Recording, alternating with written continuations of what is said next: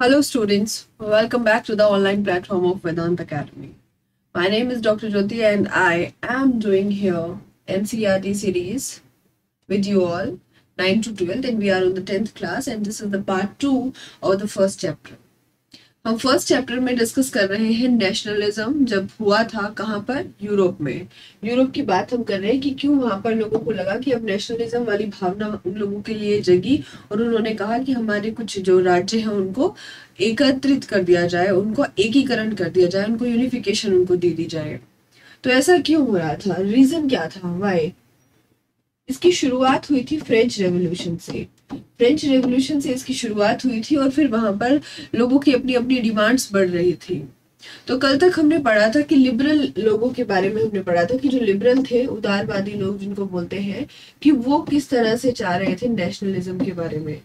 तो liberal nationalism की हमने बात पढ़ी थी। अब हम पढ़ रहे हैं कि उसकी जरूरत क्यों पड़ रही थी लोगों को। तो उसके लिए हमें थोड़ा सा पीछे जाके पढ़ना पड़ेगा। अ न्यू कंजर्वेटिज्म, कि कंजर्वेटिज्म क्यों आ रहा था, कंजर्वेटिज्म क्यों आ रहा था, लोग उस चीज को कंजर्वेटिव वापस चीजें क्यों आ रही थी जब वहां पर सब चीजें खत्म कर दी गई थी। तो वो कैसे हुआ वो आज हम डिस्कस करेंगे।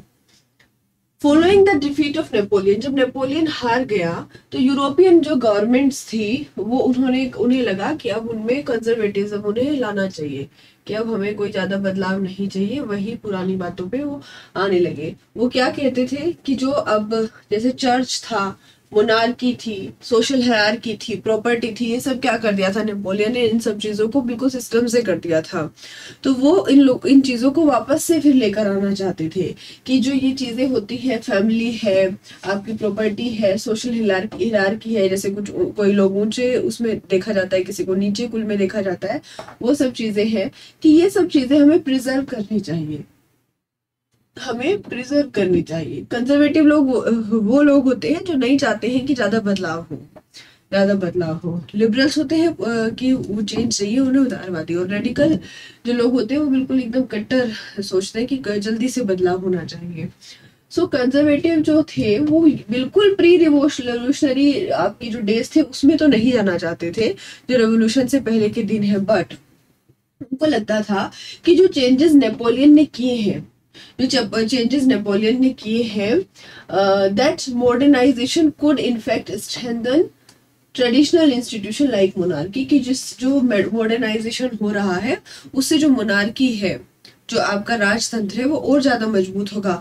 क्यों? क्योंकि सेना मजबूत होगी, रूढ़िवादी चीजों का जो है वो बिल्कुल अबोलिशन हो गया है। अब जैसे सर्वडम की हम बात करें तो कि अब कोई भी दासत्व वाली बात नहीं होगी कि भाई जैसे वो लोग टेनेंट्स जो जमीन होती थी उस पर काम करते थे, या बोर्न लेबर वाली बात नहीं थी हम यहाँ। तो इससे क्या होगा, इससे जो है ऑटोक्रेटिक मोनार्कीज जो यूरोप की है ये मजबूत होती चली जाएंगी। ऑटोक्रेटिक जिनको हम बोलते हैं निरंकुश, निरंकुश होती है, जिनमें एक ही के पास पावर्स होती है, सारी की सारी एक तंत्र भी बोलते हैं। इन 1815 सारे के सारे यूरोपियन पावर्स के जो रिप्रेजेंटेटिव है उनको बुलाया गया, जिसमें ब्रिटेन, रशिया एंड ऑस्ट्रिया वो सब शामिल थे, और जिन्होंने कलेक्टिवली डिफीट किया था नेपोलियन को। उसके बाद इन्होंने अब सेटलमेंट फॉर यूरोप की बात करना शुरू किया, और फिर एक सम्मेलन हुआ, एक कांग्रेस हुई, और उसको होस्ट किया था ऑस्ट्रियन चांसलर मेटरनिक ने। ठीक है, ठीक है। तो उसके बाद उन सब लोगों ने क्या फैसला लिया, उन्होंने एक ट्रीटी बनाई, एक ट्रीटी वहां पर निकल कर आई, ट्रीटी ऑफ वियना ऑफ 1815, जो कि आपकी बहुत इंपॉर्टेंट है और पेपर में पूछी जाती है। तो ये सेटलमेंट फॉर यूरोप की बात यहाँ पर होती है ट्रीटी ऑफ वियना से। इसका जो ऑब्जेक्टिव था कि जो चेंजेस जो नेपोलियन ने किए हैं उन सब चीजों को अब वापस से करना है। तो फिर इन्होंने क्या क्या चीजें वहां पर की, जैसे आपकी बर्बन डायनेस्टी थी, वो क्या है कि फ्रेंच रेवोल्यूशन के दौरान उसको सत्ता से बाहर कर दिया था, या कह सकते हैं कि उसकी जो पावर्स है वो छीन ली गई थी। तो ट्रीटी ऑफ वियना के बाद उसको जो है पावर वापस दे दी गई, पावर जो है उसकी वापस दे दी गई, बहाल कर दिया गया, तो वो भी सत्ता में आ गई। उसके बाद जैसे कि फ्रांस की बाउंड्रीज है, फ्रांस की बाउंड्रीज पर अलग अलग राज्य बना दिए गए ताकि फ्रांस का जो है और ज्यादा विस्तार ना हो। जैसे कि जो नीदरलैंड है, नीदरलैंड में उस टाइम पर बेल्जियम भी होता था, तो वो नॉर्थ में बना दिया गया। जेनोवा जो है वो पिडमोंट में ऐड करके साउथ में बना दिया गया। जो प्रशिया की अगर हम बात करें तो उसको वेस्टर्न साइड पर उसको नई टेरिटरीज दे दी गई, और जो ऑस्ट्रिया है, ऑस्ट्रिया को नॉर्दर्न इटली का जो है चार्ज दे दिया गया। तो देखिए कैसे मतलब उन्होंने इन सब चीजों को क्या कर दिया कि इसको इससे जोड़ दिया, इसको इससे जोड़ दिया, इसको इससे जोड़ दिया, और ताकि फ्रांस की जो है बाउंड्रीज वो आगे तक ना ले जाए, तो वहां पर भी अलग अलग राज्य स्थापित कर दिए। तो ये वापस से होने लगा। जबकि जो आपने 39 स्टेट्स का जो कॉन्फेडरेशन बनाया था, जर्मन कॉन्फेडरेशन ऑफ 39 स्टेट्स जो नेपोलियन ने बनाया था, उसको उन्होंने बिल्कुल छुआ नहीं, उसके बारे में उन्होंने कोई बात नहीं करी। अगर हम ईस्ट की बात करें तो रशिया को जो है कुछ पार्ट दे दिया गया पोलैंड का, और प्रशिया को जो है जैक्सोनी का पार्ट दे दिया गया, पोर्शन दे दिया गया। इसका इंटेंशन क्या था, जो ये सब चीजें हो रही थी, इसका इंटेंशन क्या था कि अब हमें एक नई कंजर्वेटिव ऑर्डर जो है वो बनाना है। कहाँ पर? यूरोप में। तो क्या करना था, क्या करना चाह रहे थे वो? कंजर्वेटिव ऑर्डर बनाना चाह रहे थे। कहाँ पर? Conservative order in Europe, in Europe, ताकि लोग जो है अब रेवोल्यूशन वगैरह करना छोड़ दें और इस सोसाइटी को ही अपना हिस्सा मान ले और इसी में रहना शुरू कर दें। तो यहाँ पर बात हो रही है कंजर्वेटिज्म की। तो उसके लिए फिर धीरे धीरे क्या होने लगा, अब उन लोगों ने बता दिया कि यूरोप में ऐसे ऐसे चेंज करना है। अब वो क्या रहा था? कंजर्वेटिव रिजाइम सेटअप इन 1815 वर ऑटोक्रेटिक। अब ये निरंकुश थी, बिल्कुल एक ही इंसान के पास जब सारी पावर होती है, ऑटोक्रेसी वहां पर आ गई थी। अब उनके खिलाफ अगर कोई क्रिटिसाइज उनको करता था तो ये बिल्कुल नहीं सुनते थे, अपने खिलाफ बिल्कुल भी ये नहीं सुनते थे। और क्या करना चाहते थे? अब सेंसरशिप लॉ लेके आना चाहते थे। सेंसरशिप लॉज, सेंसरशिप लॉज में क्या होता है? सेंसरशिप लॉज ये कहते थे कि हम लेकर आएंगे, उसमें आप न्यूज़पेपर में, आप प्रेस में, फ्रीडम में अपने आइडियाज जो रिफ्लेक्टेड होते थे उन सब चीजों को आप नहीं दिखा सकते, इन पर लॉज बनने चाहिए। तो अब ये लोगों को क्या था कि अपना क्रिटिसिज्म इनको सुनना बिल्कुल पसंद नहीं था। इनको लगता था जो हम कर रहे हैं वो बिल्कुल सही है और वो सबको मानना पड़ेगा। चेंज की, रेवोल्यूशन की तो ये बात ही नहीं सुनते थे। तो अब ये चीजें यूरोप की जो वियना जो ट्रीटी थी उसके बाद इन्होंने लागू कर दी थी। ठीक है। The memory of French revolution nonetheless continue to inspire liberals. और अगर हम बात करें कि अगर फ्रेंच रेवोल्यूशन की जो मेमोरी है उन लोगों में अभी तक भी वहां पर थी, एंड उसी की वजह से one of the major issues taken up by the liberal nationalist to criticise the new conservative order was freedom of the press. तो अब जो आपके उदारवादी राष्ट्रवादी बने हुए थे उन लोगों ने क्या किया, अब एक मुद्दा सामने आया फ्रीडम ऑफ प्रेस का, कि प्रेस को फ्रीडम मिलनी चाहिए, प्रेस को जो है फ्रीडम मिलनी चाहिए। तो यहाँ से मुद्दा निकल कर आया आपकी प्रेस की फ्रीडम का, प्रेस की स्वतंत्रता का। अब ये तो था कंजर्वेटिव वाला कि कैसे दोबारा से वहां पर कंजर्वेटिज्म जो है आ गया यूरोप में। ठीक है। अब जो रेवोल्यूशनरी लोग थे वो क्या कर रहे थे उस टाइम पर? जो रेवोल्यूशनरीज थे, जब ये सब चीज हो गई तो वहां पर किस तरह से जो है रेवोल्यूशनरी लोग काम कर रहे थे?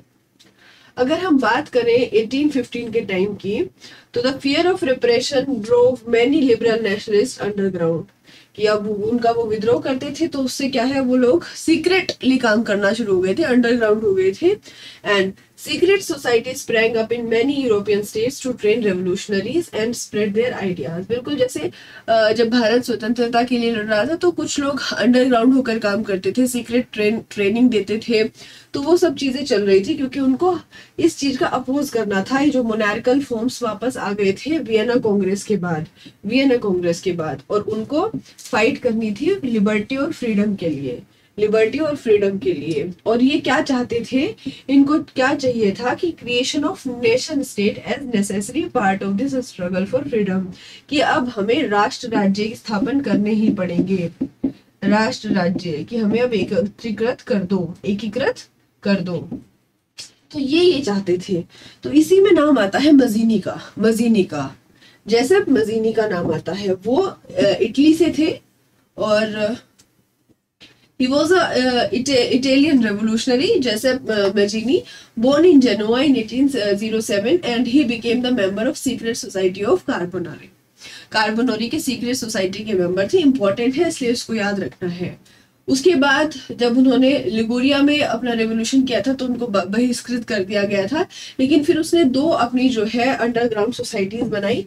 एक उन्होंने बनाई मरसाई में, यंग इटली इन मरसाई। ये नाम बहुत इंपॉर्टेंट होते हैं कि किसने किस एसोसिएशन का फॉर्म किया था, किस सोसाइटी का फॉर्म किया था, तो ये नाम बहुत ज्यादा इंपॉर्टेंट है, दिस इज वेरी इंपॉर्टेंट।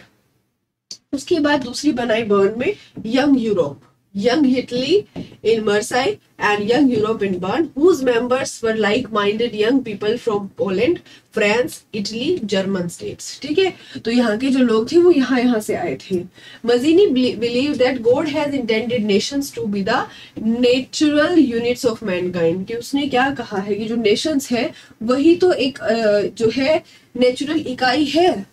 अगर हम बात करें मैनकाइंड की तो वही तो उसकी एक नेचुरल जो है यूनिट है। सो इटली जो है अब इस तरह पैचेस में काम नहीं करेगा, स्मॉल किंगडम के, स्मॉल स्टेट के। बेहतर यही होगा कि अब हमें एक नेशन की तरह देखा जाए, अब हमारी यूनिफिकेशन कर दी जाए, हमें एकीकृत कर दिया जाए। तो कहने का मतलब ये है कि टुकड़ों में काम नहीं करेंगे, अब हमको एक जगह पर बांध दिया जाए, एकीकृत कर दिया जाए, एकीकरण कर दिया जाए, ठीक है, यूनिफिकेशन कर दिया जाए अब हमारा। तो ये लोग ये चाहते थे। उसके बाद फॉलोइंग हिज मॉडल, उसके मॉडल को देखते हुए अब जर्मनी में, फ्रांस में, स्विट्जरलैंड में, पोलैंड में भी इस तरह की सोसाइटीज बनने लग गई। Mazzini relentless opposition to monarchy and his vision of democratic republics frightened the conservatives, और अब उसके जो ये विजन था और उसकी जो अपोजिशन थी, इससे अब जो है आपके जो कंजर्वेटिव्स थे वो अब डरने लगे। एंड मैटरनिक था, उसने फिर क्या कहा, उसको डिस्क्राइब किया the most dangerous enemy of our social order, कि ये जो मजीनी है ये हमारा जो सबसे बड़ा दुश्मन है हमारे सोशल ऑर्डर का, जो हमारी सामाजिक व्यवस्था है उसका जो है सबसे बड़ा दुश्मन अगर कोई है, सबसे खतरनाक दुश्मन कोई है तो वो मजीनी है। ऑफ कोर्स उसको लगेगा जब उसकी बनाई हुई चीजों को कोई अपोज कर रहा है और उसका जो प्रभाव है वो पूरे यूरोप में फैलता जा रहा है, तो ऑफ कोर्स तो उसने उसको एक डेंजरस एनिमी की तरह कहा था। तो ये चीजें भी कई बार आ जाती है कि who described him as dangerous enemy, तो ये नाम आपको याद रखने पड़ते हैं। सो दिस इज वाई की एनसीईआरटीज बहुत इंपॉर्टेंट होती है और इसको हम one by one, line to line ही इसीलिए हम पढ़ते हैं इनको। रेवोल्यूशनरी की बात की तो मजीनी की। अब एज ऑफ रेवोल्यूशंस, अब जब बात नहीं मानेंगे तो रेवोल्यूशन तो कहीं ना कहीं से कैसे ना कैसे करके होगा ना। तो क्या हुआ, अब जैसे जैसे जो कंजर्वेटिव लोग थे वो जैसे जैसे अपनी पावर में आते जाते थे, ऐसे ऐसे ही उनकी तरफ जो विद्रोह है, रेवोल्यूशन है लोगों का, वो बढ़ता जाता था। अगर हम जैसे अब बात करें कहाँ पे, इटालियन एंड जर्मन स्टेट्स में, ऑटोमन एम्पायर में, आपका आयरलैंड, पोलैंड में, क्यों, और यहाँ पर कौन लोग थे जो इसको बढ़ावा दे रहे थे, तो मिडिल क्लास लोग थे, एडुकेटेड लोग थे। तो वो सब चीज जैसे professors, school teachers, clerks, members of commercial middle class, तो ये लोग इस रेवोल्यूशन को आगे बढ़ा रहे थे। और जो पहला विद्रोह है, the first upheaval took place in France in 1830, ठीक है, तो जो पहला विद्रोह है वो हुआ फ्रांस में 1830 में। The Bourbon kings who had resorted his power during the conservative reaction after 1815, और जो बर्बन को जो उसने फिर से पावर दी थी वो फिर से लिबरल रेवोल्यूशनरी ने उसको भगा दिया और वहां पर लुइस फिलिप को अपना हेड बना दिया। लुइस फिलिप को पावर में ले आए और जो बर्बन डायनेस्टी, बर्बन जो पावर दी गई थी बर्बन लोगों को, वो जो है हटा दी गई, बर्बन किंग्स को जो है हटा दिया गया। उसके बाद मेटरनिक ने क्या एक बार बोला था कि when France sneezes, the rest of Europe catches cold, कि अगर फ्रांस जो है छींकता भी है तो पूरे जो यूरोप है उसको जो है जुकाम हो जाता है। तो इससे भी लोगों में क्या है, एक अलग सी भावना जगी। और फिर वहां पर क्या हुआ, जुलाई रेवोल्यूशन हुआ और उससे फिर से जो है ब्रसल्स में विद्रोह हुआ और उसकी वजह से जो बेल्जियम है, जो बेल्जियम मैंने अभी आपको बताया था कि नीदरलैंड का पार्ट हुआ करता था, बेल्जियम जो है वो अलग से बन गया, बेल्जियम जो है सेपरेट हो गया नीदरलैंड से। तो ये भी आपको याद रखना है कि ये कहाँ से इसका पार्ट हुआ करते थे और कहाँ से फिर ये लोग बनते चले गए अलग अलग अलग। तो जो यूनाइटेड किंगडम थी नीदरलैंड्स की, वहां से जो है बेल्जियम जो है अलग हो गया, बेल्जियम जो है अलग हो गया। An event that mobilized nationalist feeling among the educated elite across Europe was the Greek War. अब जो और एक इवेंट चल रहा था वो ग्रीक वॉर था इंडिपेंडेंस का। वो लोग जो है अपनी इंडिपेंडेंस के लिए लड़ रहे थे। जो ग्रीक है, जो ग्रीस की अगर हम बात करें तो has been part of Ottoman empire since the 15th century. 15th century से इसका पार्ट था। And the growth of revolutionary nationalism in Europe sparked off a struggle for independence amongst the Greeks which began in 1821। तो उनको भी लगा कि हमें भी अब स्वतंत्र हो जाना चाहिए। 1821 में वहां पर भी लोगों को समझ में आने लगा, और उसका जो है यूरोपियंस भी, स्पेशली जो वेस्ट यूरोपियंस है वो भी सपोर्ट करते थे। तो उससे क्या हुआ कि पोएट्स, आर्टिस्ट, वो सब चीज ग्रीस को किस तरह से देखते थे कि ये यूरोपियन सिविलाइजेशन का ही पार्ट है, मतलब उसी की एक बात है। And mobilised public opinion to support its struggles against a Muslim empire. और उन्होंने इसको जो है सपोर्ट करना शुरू कर दिया। किस किस के थ्रू? कई बार पब्लिक ओपिनियन के थ्रू, या कैसे भी वो लोग सपोर्ट करते थे इस चीज को। The English poet Lord Byron, तो उन्होंने क्या कहा, उन्होंने ऑर्गेनाइज किया फंड्स को, और उसके बाद वो लड़ने भी चले गए इस वॉर को। वो इस ग्रीक वॉर को लड़ने भी चले गए, फंड्स इकट्ठे किए, और फिर वो 1824 में वहीं पर जो है मर भी गए।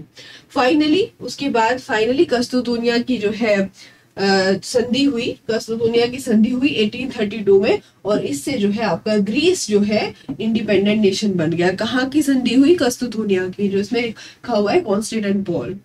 तो इसको हम क्या बोलते हैं? कस्तूतुनिया की संधि भी बोलते हैं।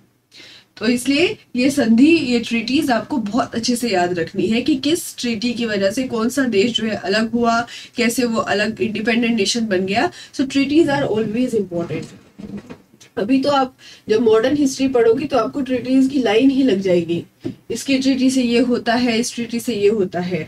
सो यहाँ से जो है ट्रीटी हुई 1832 में, और इससे ग्रीस बन गया इंडिपेंडेंट नेशन, एक स्वतंत्र राष्ट्र बन गया Greece. The romantic imagination and national feeling. अब जो है रोमानीवाद का भी समय आया, और वहां पर एक नेशनल फीलिंग की जो है, जो डेवलपमेंट है वो होनी शुरू हुई। तो इसमें क्या हुआ कि जैसे टेरिटोरियल एक्सपेंशन हो रहा था तो नेशनलिज्म आ रहा था, ऐसा कुछ नहीं है। कुछ लोग अंदर से जैसे कोई सॉन्ग्स के थ्रू, कोई अपनी पोएट्री के थ्रू उस फीलिंग को जो है जगा रहा था। ठीक है, तो उससे क्या है, नेशनलिस्ट फीलिंग लोगों में आ रही थी।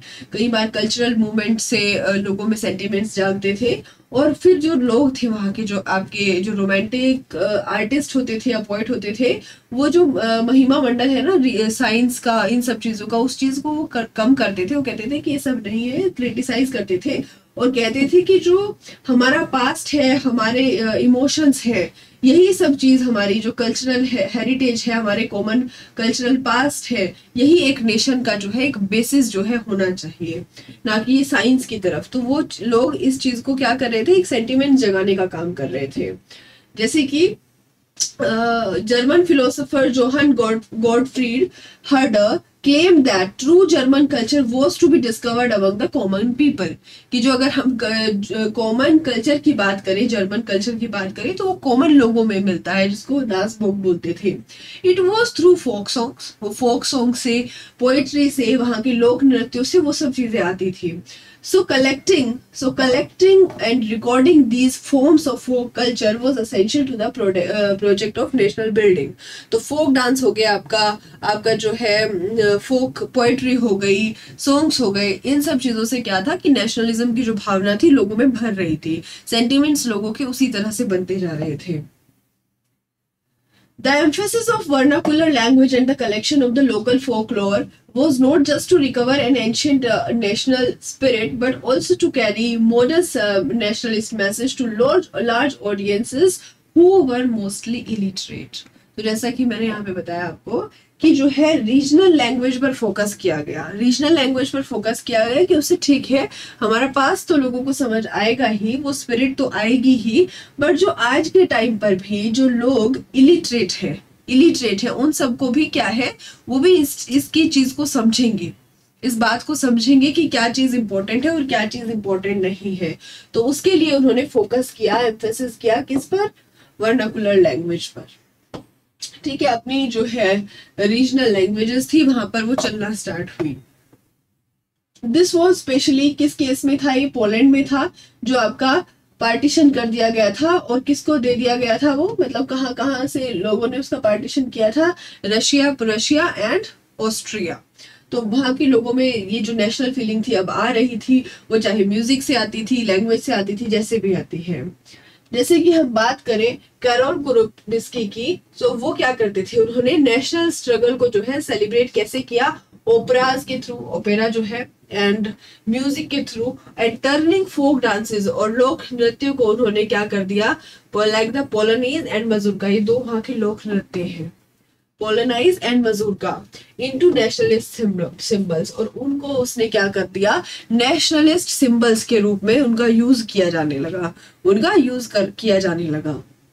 लैंग्वेज जो है वो इम्पोर्टेंट रोल अपना जो है सेंटिमेंट्स को बनाने में डेवलप करने में अपना जो है रोल अपने आप प्ले कर ही रही थी। और जब रशिया ने ऑक्यूपाई कर दिया पोलैंड को, तो वहां पर क्या किया गया, जो पॉलिश लैंग्वेज थी उसको स्कूल से बाहर कर दिया और उस पर ध्यान नहीं दिया जाने लगा।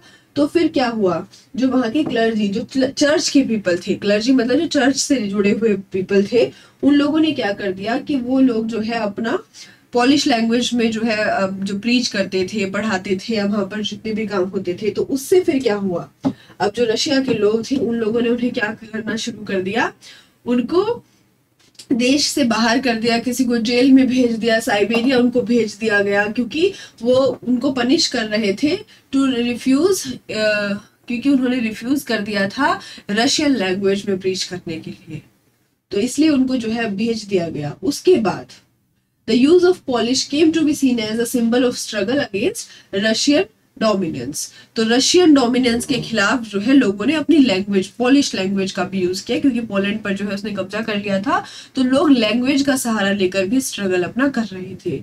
तो इसका कहने का मतलब ये है कि लैंग्वेज, डांसेस, अपनी जो आपके डांसेस है, सॉन्ग्स है, पोएट्स है, इन सब से भी लोगों के अंदर राष्ट्रवाद की भावना जो है जागृत हो रही थी।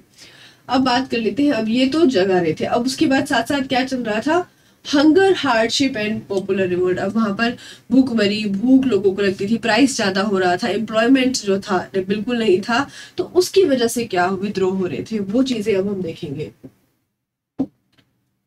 The 1830s were year of great economic hardship in Europe. अगर हम बात करें 1830s में यही चल रहा था।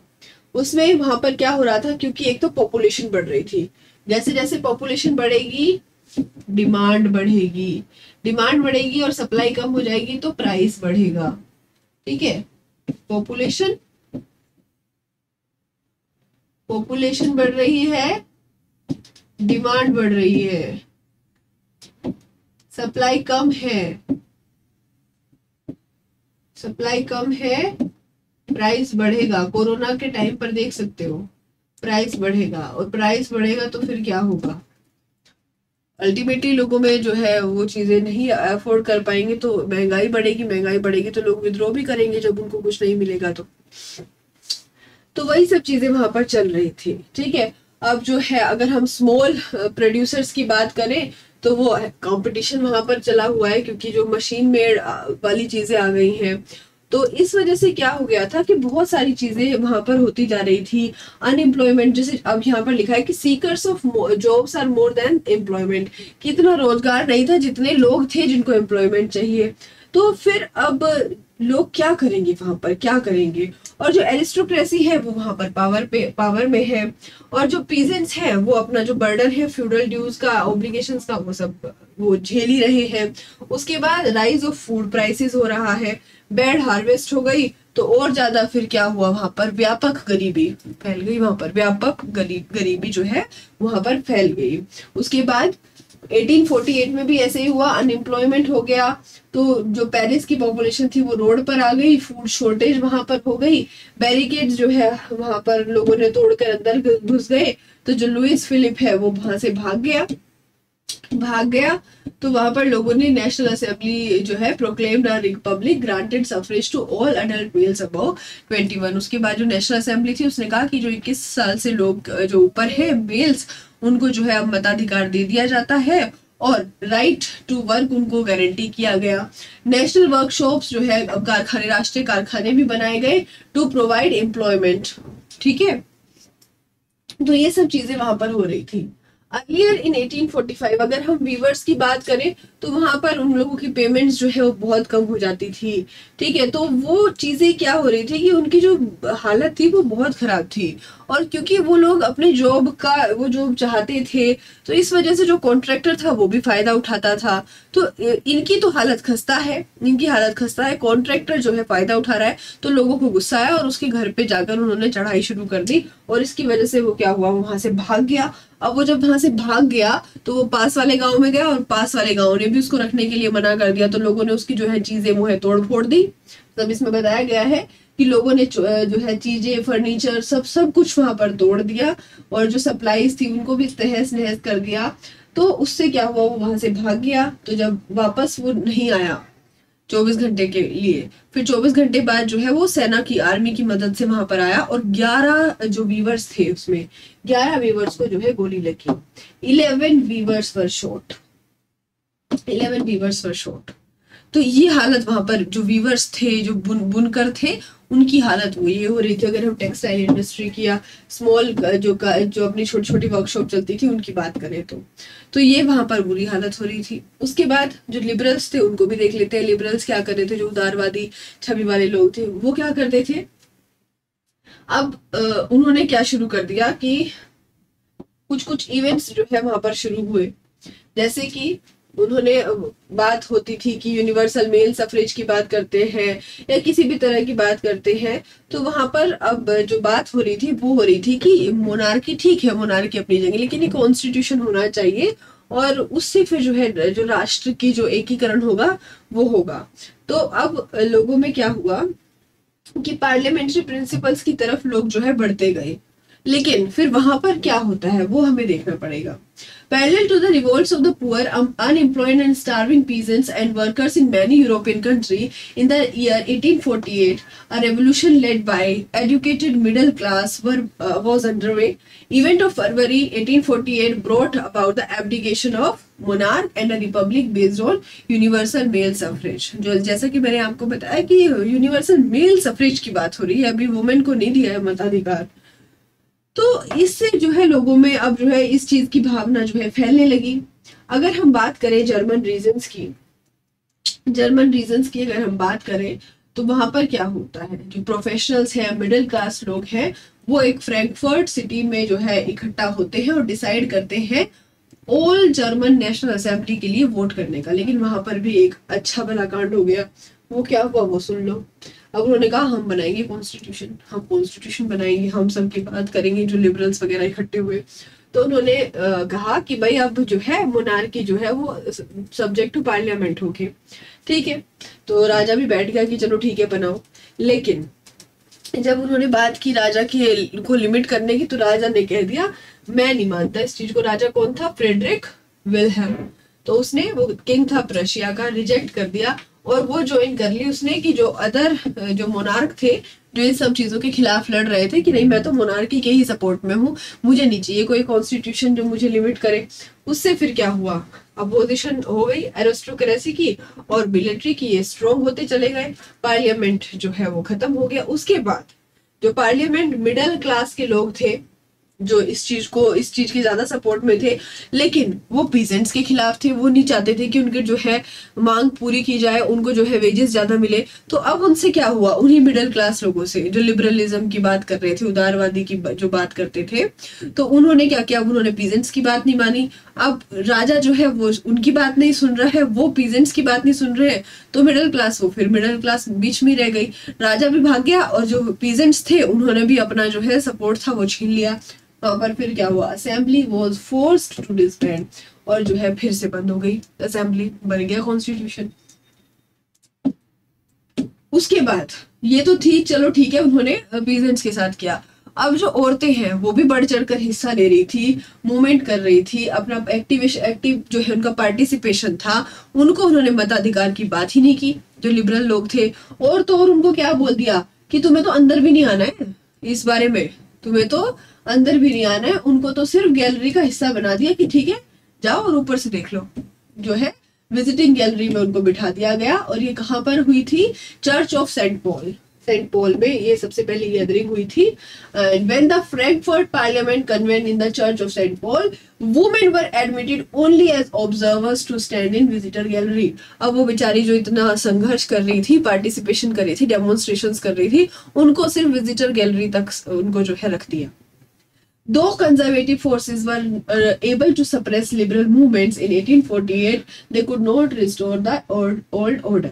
ठीक है, उन्होंने उस टाइम पर जो है लिबरल्स की बात को दबा दिया, लेकिन अब ओल्ड ऑर्डर नहीं चलेगा। ओल्ड ऑर्डर को उनको खुद को पता था कि अब जो है राजाशाही ज्यादा दिन तक नहीं चलेगी, हमें कुछ तो बात इनकी माननी पड़ेगी। तो वहां पर क्या हुआ, मोनार्क्स को भी इन बातों का समझ आने लगा कि तो उन्होंने फिर उनको कंसेशन देना जो है शुरू कर दिया, लिबरल नेशनलिस्ट रेवोल्यूशनरीज को। उसके बाद in year after 1848, the autocratic monarchies of Central and Eastern Europe began to introduce the changes that had already taken in Western Europe. अब जो ईस्ट और सेंट्रल यूरोप ने भी उन चेंजेस को इंट्रोड्यूस करने की बात की जो पहले से ही वेस्टर्न यूरोप में तो हो चुके थे। Thus, अब सर्फडम और बॉन्डेड, जो दासत्व वाली लेबर और जो अपनी बॉन्डेड लेबर होती थी, या जो जमीन पर जो ड्यूज पे करने पड़ते थे या उनको बिल्कुल ऐसे रखा जाता था, तो वो अब जो है अबोलिश कर दिया गया। कहाँ कहाँ, हैब्सबर्ग डोमिनियन में और रशिया में। और उन्होंने तो जो हैब्सबर्ग की अगर हम बात करें, उन रूलर्स ने granted more autonomy to the Hungarians, जो हंगरी वाले लोग थे, इन 1867। तो अब क्या हुआ, धीरे धीरे उनको भी रियलाइज होने लगा कि अब जो है हमारी जो है ज्यादा दिन नहीं चलेगी, अब हमें कुछ बातें इनकी माननी पड़ेंगी। और फिर उन्होंने मानी इस चीज को, और उन्होंने भूदासत्व जो है वो खत्म कर दिया रशिया से। और हम हैब्सबर्ग की अगर बात करें तो this was about the part 2।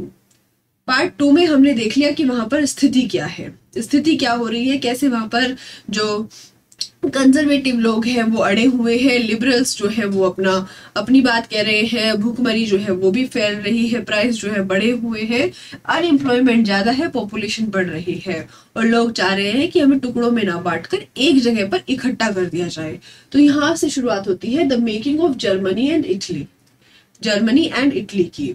अब रेस्ट ऑफ द चैप्टर जो है कैसे कैसे अब उनकी मेकिंग होगी, क्या क्या इफेक्ट उन राज्यों पर पड़ेगा, देशों पर, फिर वो देश बन जाएंगे, तो वो सब हम पढ़ेंगे पार्ट 3 में। पार्ट 2 आपका यहीं तक था, एंड आई होप कि आपको समझ आया होगा कि कैसे राष्ट्रवाद की जो भावना है वहां पर फैल रही थी और उससे क्या क्या इफेक्ट हो रहा था। So if you like this video then please do comment, share and subscribe. Thank you and have a nice day.